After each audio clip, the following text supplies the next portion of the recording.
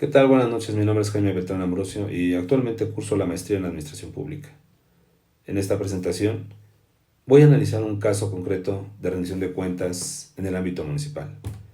Me refiero a la verificación virtual que el organismo garante de transparencia del Estado de México realizó a un ayuntamiento de esta misma entidad en el año 2025, con el objeto de revisar el cumplimiento de sus obligaciones de transparencia. El propósito de este video es doble. Por un lado, describir qué ocurrió en esta verificación, cuáles fueron sus principales hallazgos y qué nos dice sobre la forma en que el municipio rinde cuentas a la ciudadanía. Por otro lado, proponer un conjunto de acciones concretas para fortalecer la transparencia y la rendición de cuentas en el gobierno municipal, aprovechando como una oportunidad de mejora y no solo como un señalamiento. Para empezar, es importante recordar que cuando hablamos de rendición de cuentas, no nos referimos solo a presentar informes o a cumplir requisitos formales. La rendición de cuentas implica que las autoridades tengan la obligación de informar, explicar y, en su caso, asumir consecuencias por el uso de los recursos públicos y por las decisiones que toman. La transparencia y el acceso a la información pública son condiciones necesarias para que esa rendición de cuentas sea posible. Sin información oportuna, completa y accesible, la ciudadanía, los órganos de control y los medios de comunicación no podrían supervisar de manera efectiva lo que hace el gobierno. En el caso del Estado de México, la Ley de Transparencia y Acceso a la Información Pública establece un conjunto de obligaciones de transparencia que todos los sujetos obligados deben publicar de manera permanente y actualizada, especialmente la información relativa a su estructura orgánica, sueldos, programas, contratos, subsidios, cuentas públicas, resultados de auditorías, entre otros temas. Además, esta misma ley faculta al organismo garante para verificar que dicha información efectivamente se encuentre publicada y cumpla con criterios de calidad, actualización y accesibilidad, entre ellos el uso de los sistemas IPOMEX y la Plataforma Nacional de Transparencia. En este contexto se ubica el caso que analizo. En el año 2025, el que está corriendo, un ayuntamiento del Estado de México fue seleccionado mediante un procedimiento aleatorio para ser objeto de una verificación virtual oficiosa.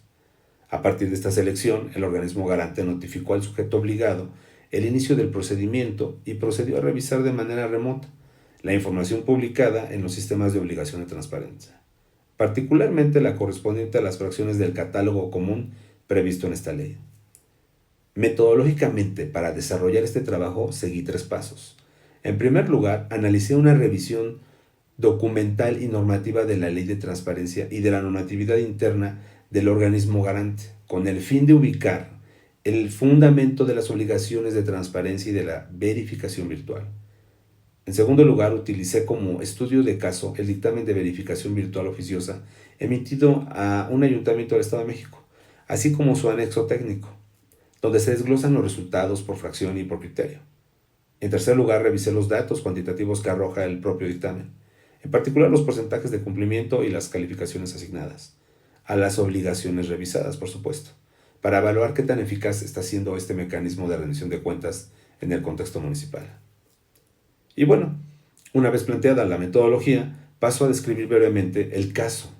El dictamen señala que, al momento de la verificación, el portal institucional del ayuntamiento presentaba 3 problemas generales, que vale la pena destacar.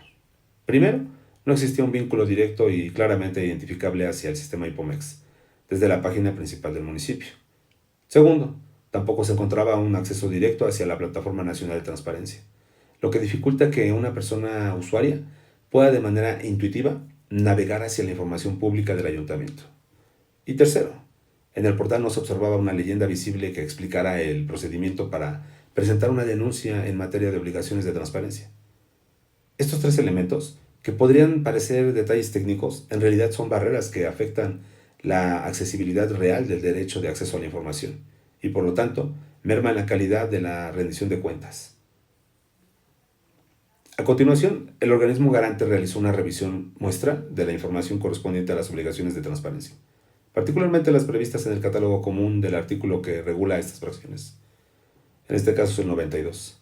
Para ello tomó una muestra de riesgos, o registros más bien, y evaluó cada uno con base en criterios sustantivos y adjetivos relativos al contenido, la actualización, la confiabilidad y el formato de los datos.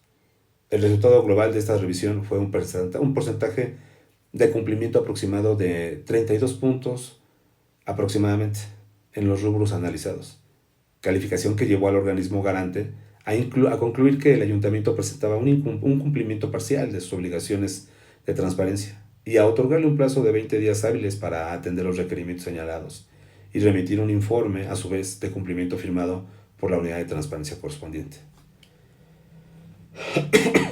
Lo más interesante del dictamen, sin embargo, no se queda en este porcentaje global, sino que se encuentra en el anexo técnico, donde se desglosan las fracciones específicas y se identifican los focos rojos en materia de rendición de cuentas.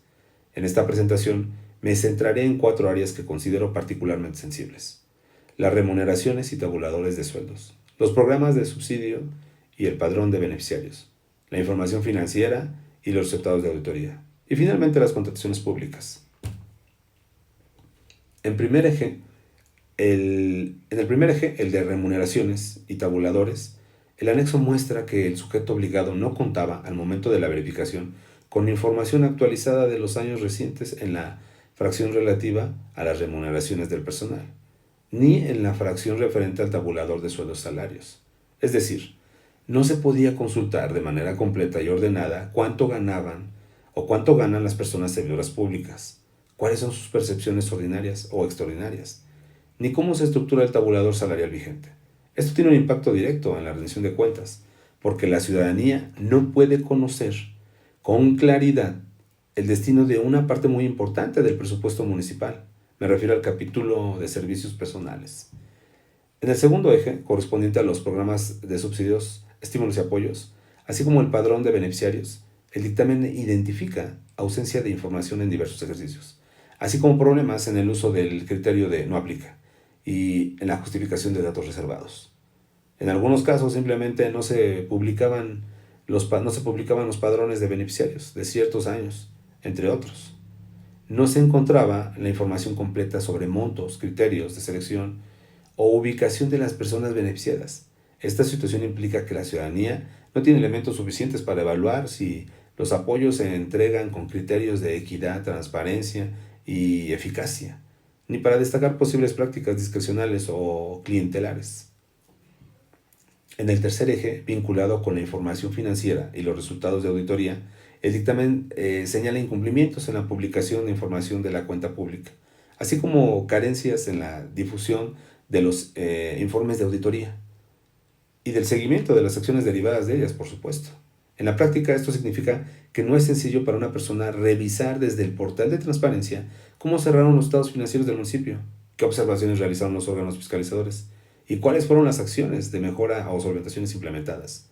Sin esa información, la rendición de cuentas frente a la ciudadanía y frente a los propios órganos de control se debilita notablemente. Finalmente, en el cuarto eje, que tiene que ver con las contrataciones públicas, el anexo técnico muestra que en diversos formatos de resultados de procedimientos de adjudicación directa, licitación o invitación restringida, existen campos esenciales sin información o con información incompleta. Entre esos campos se encuentran datos tan importantes como el tipo de procedimiento, la materia de la contratación, el monto adjudicado, los plazos de ejecución, el número de contrato, la identificación de las personas proveedor o contratista y, en muchos casos, la liga directa al contrato respectivo. Cuando esta información no se encuentra disponible o está incompleta, la supervisión ciudadana y mediática de las compras públicas se vuelve prácticamente imposible. Y bueno, a partir de esta descripción, paso a un análisis más crítico sobre lo que este caso nos dice acerca de la rendición de cuentas en el ámbito municipal. En primer lugar, el caso muestra que el marco jurídico y los mecanismos formales sí existen. Hay una ley de transparencia, hay obligaciones de publicación muy detalladas, hay sistemas como IPOMEX y la Plataforma Nacional de Transparencia, y hay un organismo garante que realiza verificaciones y emite dictámenes. Es decir, la arquitectura institucional de la rendición de cuentas está en su lugar, Sin embargo, la brecha aparece cuando analizamos la implementación práctica. Me refiero al bajo porcentaje de cumplimiento y las omisiones en fracciones clave. Indican que la transparencia se está ejerciendo de manera parcial e incompleta. En segundo lugar, es significativo que las mayores carencias se presenten precisamente en los temas más sensibles para la ciudadanía: sueldos, subsidios, auditorías y contrataciones. Si la información que falta fuera marginal o poco relevante, el impacto en la rendición de cuentas sería menor, pero al ausentarse o estar incompletos de los datos sobre cuánto se paga al personal, a quién se entregan los apoyos, cómo se ejerce la cuenta pública y con quién se contrata, en realidad se está dejando a la sombra del corazón el ciclo del gasto público. Esto aumenta el riesgo de prácticas opacas y reduce la capacidad de personas para exigir explicaciones fundadas. En tercer lugar, la falta de vínculos claros en el portal institucional y la ausencia de una leyenda visible sobre el procedimiento de denuncia refleja un problema adicional. Aunque el derecho de acceso a la información está reconocido en la Constitución y en la ley, en la práctica no se le está facilitando a la ciudadanía el uso de las herramientas necesarias para ejercerlo. Si una persona entra al portal del ayuntamiento y no encuentra fácilmente cómo acceder a la información o cómo denunciar un incumplimiento, es probable que desista. Es decir, la barrera tecnológica y de diseño del portal terminan traduciéndose en una barrera de derechos. En cuarto lugar, vale la pena mencionar que la verificación misma también puede verse como una oportunidad. El dictamen no solo señala incumplimientos, sino que otorga un plazo para subsanar y sugiere adiciones específicas que el sujeto obligado debe realizar para corregir la situación. Si el ayuntamiento asume este dictamen de manera proactiva, puede utilizarlo como un punto de partida para ordenar, o más bien reordenar, procesos internos, clarificar responsabilidades entre áreas, profesionalizar las unidades de transparencia y en general elevar el estándar de rendimiento de la rendición de cuentas hacia la ciudadanía. A partir de este análisis propongo algunas recomendaciones concretas para fortalecer la rendición de cuentas en este municipio, tomando como base las observaciones del dictamen, pero traduciéndolas en acciones de gestión pública. En el plano de la gestión interna de la información, una primera recomendación es elaborar un mapa claro de responsabilidades por fracción de las obligaciones de transparencia. Esto implica que el ayuntamiento identifique por escrito cuál área es responsable de generar, actualizar, validar la información de sueldos, de programas sociales, de obra pública, de finanzas, de contrataciones y de auditorías, entre otros. Este mapa debe formalizarse en un procedimiento interno y comunicarse mediante oficio a cada dirección para que no exista duda sobre quién debe alimentar cada formato. Una segunda recomendación es diseñar e implementar un calendario institucional de actualizaciones de información, alineado con los plazos trimestrales que establece la normatividad. Este calendario debe ser conocido por todas las áreas y por la unidad de transparencia, y debe acompañarse de recordatorios y mecanismos de seguimiento, de manera que la actualización no dependa solo de la buena voluntad, sino que forme parte de la rutina administrativa del municipio. En tercer lugar, resulta conveniente desarrollar formatos internos estandarizados para los temas más sensibles, como la remuneración, los tabuladores, los programas de subsidio, el padrón de beneficiarios, la información de la cuenta pública y las contrataciones. Estos formatos deben incluir todos los campos que exigen los criterios sustantivos y adjetivos de los lineamientos, de modo que cuando el área responsable los llene, la unidad de transparencia reciba la información estructurada y lista para publicarse sin tener que improvisar cada trimestre. En cuanto a la unidad de transparencia, es fundamental fortalecer sus capacidades técnicas. Esto incluye capacitación específica en los lineamientos de obligación de la transparencia, el uso correcto de los sistemas IPOMEX y la plataforma nacional, y hasta cierto grado la interpretación de los criterios de evaluación que utiliza el organismo garante. Además, es recomendable que la unidad de transparencia implemente un sistema de control de calidad previo a la validación de información, utilizando listas de verificación que permitan asegurar de que cada fracción cumpla con los requisitos de contenido, actualización, confiabilidad y formato antes de ser dada por buena. En el ámbito de la transparencia proactiva y la participación ciudadana, una medida prioritaria es señalar, más bien es diseñar la sección de transparencia en el portal municipal. Esto implica colocar en la página principal vínculos claramente visibles hacia el IPOMEX y hacia la Plataforma Nacional de Transparencia, así como una leyenda sencilla y destacada que explique paso a paso cómo presentar una denuncia cuando la información no está publicada o se encuentra incompleta. Además, más allá del cumplimiento formal, el ayuntamiento podría elaborar materiales amigables como infografías sencillas, donde se explique en términos comprensibles cómo se distribuyen los sueldos, cómo se operan los programas sociales, qué resultados han tenido las auditorías y qué contrataciones relevantes se han realizado. Por último, es importante vincular la información de transparencia entre otros mecanismos de control y rendición de cuentas, como el órgano interno de control, los comités de control y desempeño institucional y las instancias locales del sistema anticorrupción. La información que se publica sobre auditorías, cuenta pública, beneficiarios y contrataciones puede y debe utilizarse para alimentar matrices de riesgos, programas de auditoría y planes de mejora continua. De esta manera, la transparencia deja de ser un esfuerzo aislado y se integra en una política más amplia de integridad y un buen gobierno.